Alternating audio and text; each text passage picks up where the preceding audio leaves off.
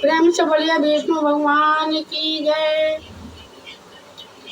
और योगिनी एकादशी महात्म धर्मराज युधिष्ठिर बोले कि हे जनार्दन, मैंने ज्येष्ठ मास में शुक्ल पक्ष के निर्जला एकादशी की कथा सुनी। अब आप कृपा करके आषाढ़ मास के कृष्ण पक्ष की एकादशी की कथा वर्णन कीजिए। इस एकादशी का नाम क्या है तथा महात्म क्या है, सो सब वर्णन कीजिए। श्री कृष्ण भगवान बोले कि हे राजन, आषाढ़ मास के कृष्ण पक्ष की एकादशी का नाम योगिनी है। इसके व्रत से समस्त पाप नष्ट हो जाते हैं और इस लोक में भोग तथा परलोक में मुक्ति देने वाला है। हे राज राजेश्वर, यह एकादशी तीनों लोकों में प्रसिद्ध है। इस व्रत से पाप नष्ट हो जाते हैं। आपसे पुराण में कही हुई कथा कहता हूँ, ध्यान पूर्वक सुनिए। अलकापुरी नाम की नगरी में एक कुबेर नाम का राजा राज्य करता था। वह शिव भक्त था।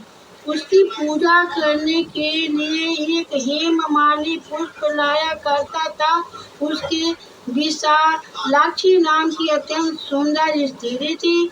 एक दिन वह मानसरोवर से पुष्प ले आया, परंतु कामासक्त होने के कारण पुष्पों को रखकर अपनी स्त्री के साथ रमण करने लगा और दोपहर तक न गाया।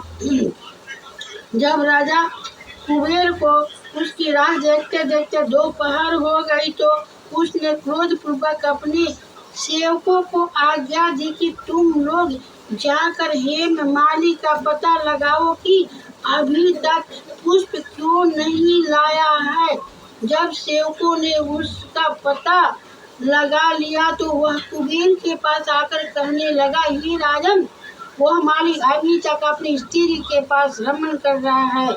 सेवकों की बात को सुनकर कुबेर ने हेममाली को बुलाने की आज्ञा दी।